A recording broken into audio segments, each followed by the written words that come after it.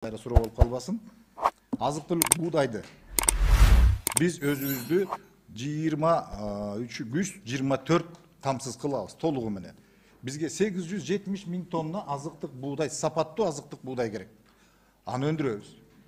Бунун бир топ маселелери бар. Биз бүгүн реформа баштап атпайбызбы? Негизги максат ошондо. Кант кызылчасы менен биз өзүбүздү ошол 2024 жылы толугу менен камсыз кылышыбыз керек. Аны үчүн 17 000 гектар, 16,5-17 000 гектар жерге кант кызылчасын эгүү менен биз өзүбүздө ар бир кыргызстандыкка 25 килограммдан кант менен камсыз кылабыз. Бул программа бар, урматтуу Султанбай Абдырашитович, сизге өзүнчө да берсем болот буну. Бул турат. Хорошо. Мына көпкө эме кылбайлы, мына кыскасы мен түшүнүгүм боюнча биз мындай общий түшүнүп алышыбыз керек да, бардыгыбыз бирдей түшүнүшүбүз керек. Значит, жалпысынан айтканда, значит, жанагы тамак коопсуздугу в чем заключается? В физическом наличии и ценовой доступности. Нет, 85% должно быть собственной продукции, правильно? Конечно. Если мы не можем решить это, мы должны решать за счет импорта. Азыр эми 9 эле направление алып атасыз. А калгандары эмне болот? Калгандарын баарын камсыз кылабыз. Биз өзү основной социально значимый продуктлар жөнүндө сөз кылабыз. Ошол 9 эле продукцияны перечислять этип коюңузчу. Ун, дагы эмне? Азыктык буудай, картофель, жашылча жемиш, жемиш өзүнчө, кумшекер өзүнчө, өсүмдүк май өзүнчө, эт, сүт жана жумуртка. Ушулар боюнча бүгүнкү күндө канча процент өзүбүз обеспечивать этебиз? Мисалы, будай. Канча будай процент? боюнча биз 45%га жетпейбиз. 45%. Так, экинчи продукт картофелчи? Биз картофель менен 123%га камсыз кылабыз өзүбүздү. 132%га сүт менен камсыз кылабыз. Өзүбүздө экспортко мүмкүнчүлүгүбүз бар жашылча боюнча. Биз 3 позиция боюнча гана өзүбүз обеспечить этебиз. Ошол да. 45%га жетпейт азыктык буудай.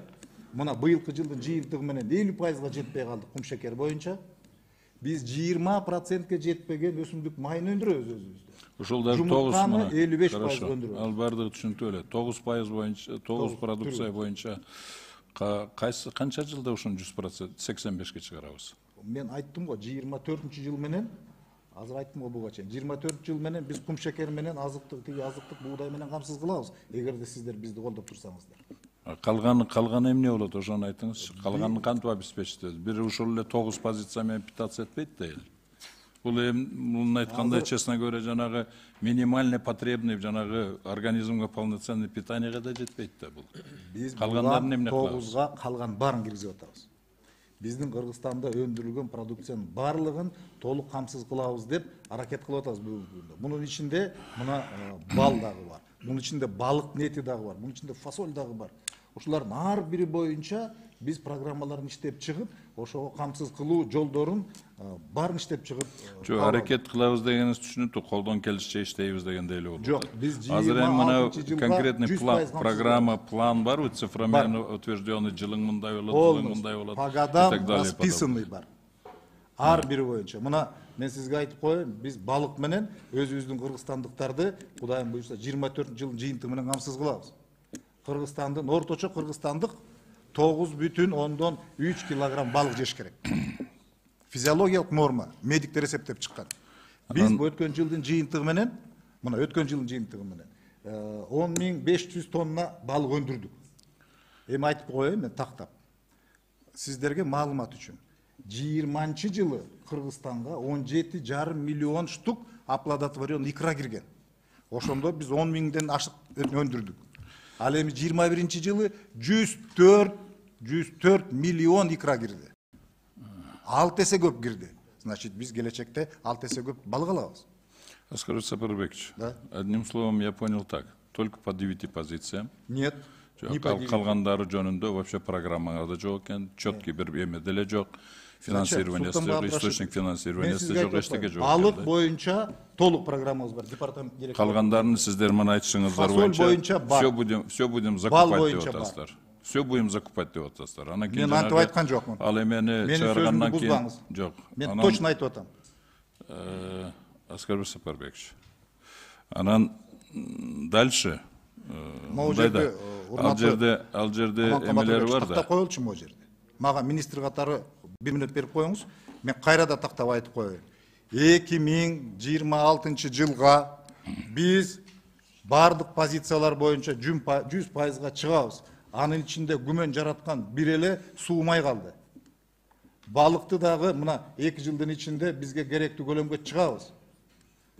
Фасоль маселеси боюнча, бал боюнча, Кыргызстанда өндүрүлүп аткан продукциялардын барлыгы боюнча ошону Кыргызстанда керектүү көлөмдө камсыз кылыш үчүн биз толугу менен программаларды иштеп чыктык. Ошол жерден тактап айтып коеюнчу. Аскарбек Сапарбекович, Оготан. тамак-аш коопсуздугу качан нормальный камсызданып обеспечиваться этилет? Только тогда по всем видам продукции, как Давайте я вам, 85%, по всем видам необходимой продукции.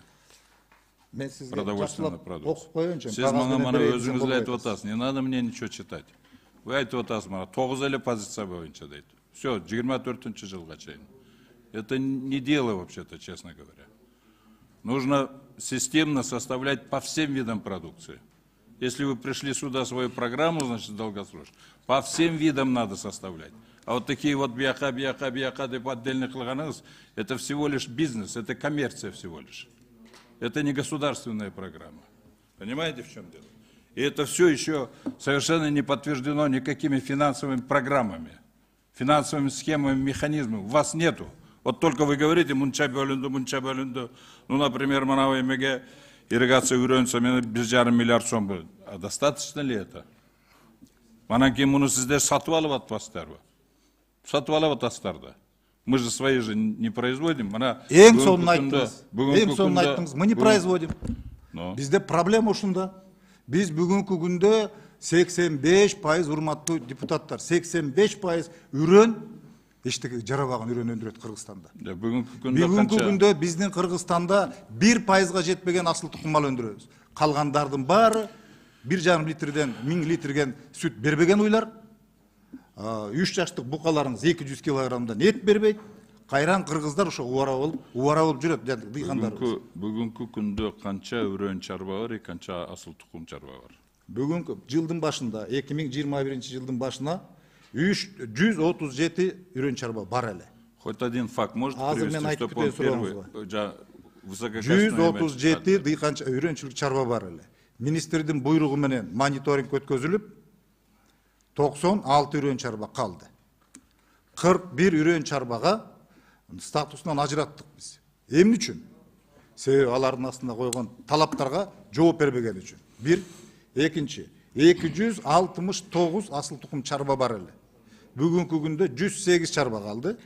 Кайра мониторинг группа жибердим мен буйрук чыгарып туруп, экөөнө тең. Үрөн чарба боюнча дагы, асыл тукум чарба боюнча дагы. Бүгүнкү күндө министрлик болуп көрбөгөндөй талап коюп атат. Асыл тукум чарбага дагы, үрөнчүлүк чарбага дагы. Себеби Кыргызстандын айыл чарбасы түздөн туш эки көрсөткүчкө байланыштуу. Так, я так и не услышал, сколько все-таки үрөн чарба канча чыгарды? Конкретно хороших семян, новые семена, жакшы качественный семян канча чыгарды? Ошол 300 канча дегениңизден 96 калыптыр. Хоть один факт скажите, столько-то вот такая-то чарба шунча чыгарды деп. Мен сизге ар бир чарба боюнча бере алам. Айтыңызчы. Мен сизге ар бир фактами скажите. Анан кийин жанагы асыл тукум чарба боюнча хоть одну породу нормально вывели? Подождите. Ал жерде деле жанагы акчаны алып туруп эле тиги бирөөдүн эмесини там бирөөдүн эле бир кой пойлорун, животныйларын алып келип туруп эле $1000 алып 1,5 миң сатып атасыңар. Это что за эме? Эмне деген бул асыл тукум чарба?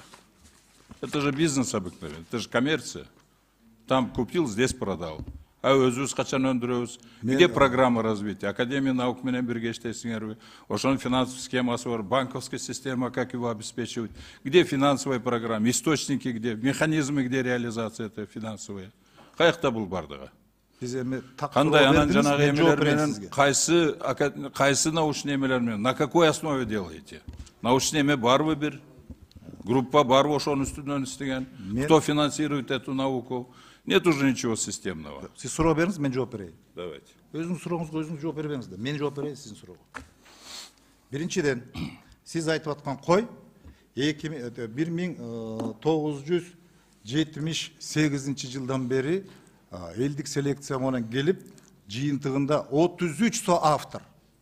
Бүгүнкү күндө Кыргызстанда Арашан деген пароданы 14 апрелде кечки саат 9-да регистрация кылабыз биз. Мен буйрук чыгарам ошол кечки саат 9-да. Эми аны жыйынтыгы эмне болду?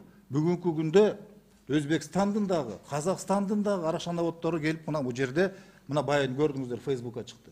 Мен 30-дан ашык киши кабыл алдым ошолорду. Ошолор Кыргызстандан $50.000 чейин кочкор сатып алып кетип атат. $12.000 чейин кой сатып алып кетип атат. Айыл чарбасы в первую очередь это бизнес. Когда будет выгодно заниматься сельским хозяйством, тогда фермер будет заниматься. Когда не будет выгодно, тогда он не будет заниматься этим. Государство, оно не может само сеять и убирать. Мы вместе с вами, урматтуу депутаттар, биз жерди айдап сеппейбиз да. Аны деген дыйкандар алектенет. Ошондуктан мен айтып койгон сурооңузга жооп. Вильтеген институт животноводства и пастбищ. Я вам отмечу, ошол жерде иштеп аткан 38 кишинин академиктин доктор науктун зарплаты 11.000 сом. И все, и башка эч нерсе жок. Канцелярский товар менен отоплениясынан башка бир да статьяга акча бөлүнбөйт бүгүнкү күнгө чейин. Мына азыр министрлер кабинети карап атат, зарплаты некесе көтөрөлү, науканын ишин көтөрөлү деп атабыз. Ошол Буга жанагы чейинки биздин ошол илимге болгон мамилебиз эң төмөн деңгээлде болгон үчүн бүгүн бир да нормалдуу пародабыз жок өзүбүздүн. Бир дагы жакшы сорт жок өзүбүздө. Мына ушундай көйгөйгө келдик.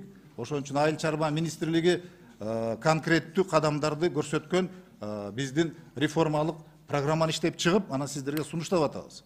Эми жанакыл уйлар боюнча. Мына суроо берип калбадыңызбы? Мен айтып коеюн, урматтуу коллегалар.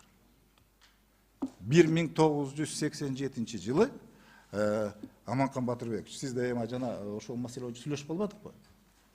Биз 3800 литр по Кыргызстану с одной фуражной коровы надаивали.